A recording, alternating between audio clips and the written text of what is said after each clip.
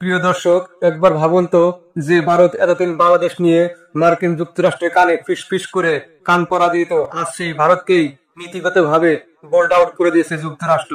হ্যাঁ, শুনতে যতটা আশ্চর্যজনক, বাস্তবে বিষয়টা তার থেকেও বেশি চিন্তার বিষয়। বাংলাদেশ নিয়ে এখন আমেরিকার নতুন খেলা শুরু হয়ে গেছে, আর এর প্রভাব পড়তে শুরু করেছে আমাদের রাজনীতির মাঠে। শেষ পর্যন্ত দেখুন, কারণ আজ আমি খুলে বলবো এমন কিছু তথ্য যা আপনি অন্য কোথাও পাবেন না। বিএনপির স্থায়ী কমিটির গুরুত্বপূর্ণ সদস্য সালাউদ্দিন আহমেদ বলেছেন, বাংলাদেশের স্বাধীনতা, সার্বভৌমত্ব, গণতন্ত্র এই প্রশ্নে আমরা এক থাকবো, আর ফ্যাসিবাদ যেন কোনোভাবে বাংলাদেশে ফিরে না আসে সেই জায়গায় সমস্ত রাজনৈতিক শক্তি ঐক্যবদ্ধ থাকতে হবে। প্রিয় দর্শক, স্পষ্ট করে তিনি যে বিষয়টা বললেন, তাহলে ফ্যাসিবাদ যাতে আবার ফিরে না আসে এবং স্বাধীনতার সার্বভৌমত্ব রক্ষায় সবাই যেন ঐক্যবদ্ধ থাকে। গত এক মাসেও আমরা তার মুখে এমন কঠিন বক্তব্য শুনিনি।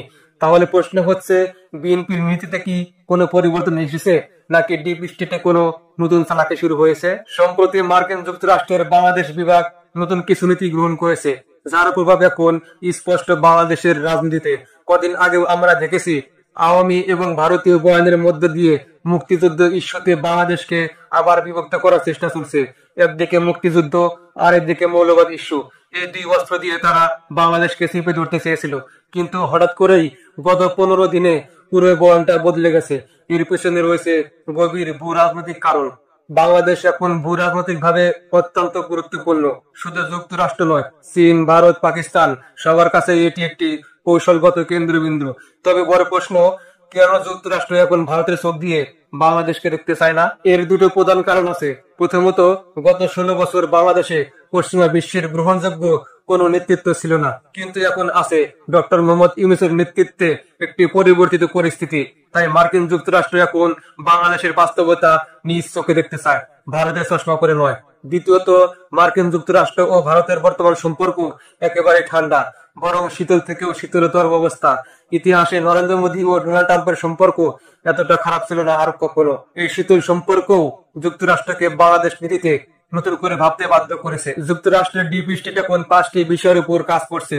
নাম্বার 1, ভারতীয় বয়ান সম্পূর্ণ প্রত্যাখ্যান। দীর্ঘদিন মুক্তিযুদ্ধ ইস্যুতে ভারতীয় ব্যাখ্যাই প্রাধান্য পেয়েছে। সেই রাজাকার দখমার রাজনীতি এখন জনমানুষে শেষ হয়ে গেছে। নাম্বার 2, মুক্তিযুদ্ধের বয়ান পুনর্লিখন। জুলাই আগস্টের ছাত্র আন্দোলনের পর মানুষ স্পষ্ট জানিয়ে দিয়েছে, তুমি কে, আমি কে, রাজাকার কে বলেছে স্বৈরাচার। এই স্লোগান ভারতের পুরনো বয়ানকে একদম ধ্বংস করে দিয়েছে।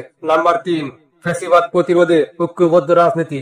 সব রাজনৈতিক দল এখন বুঝতে পারছে, ফ্যাসিবাদ ফিরে এলে কারোরই নিরাপত্তা নেই। নাম্বার 4, গণতন্ত্র ও সুশাসনের প্রতি নতুন দৃষ্টিভঙ্গি।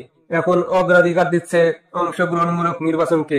নাম্বার 5, বাংলাদেশে নরম কূটনীতি নয়, সরাসরি স্ট্র্যাটেজিক পলিসি। এটা মার্কিন ডিপ স্টেটের সর্বশেষ সিদ্ধান্ত।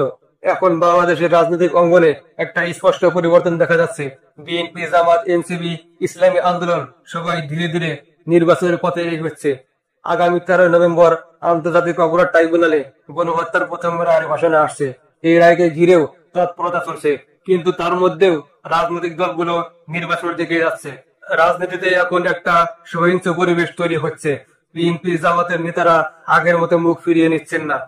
সমাবেশে হাস্যোজ্জ্বল মুখ দেখা যাচ্ছে, যা বাংলাদেশের রাজনীতির জন্য একটা নতুন দিগন্ত।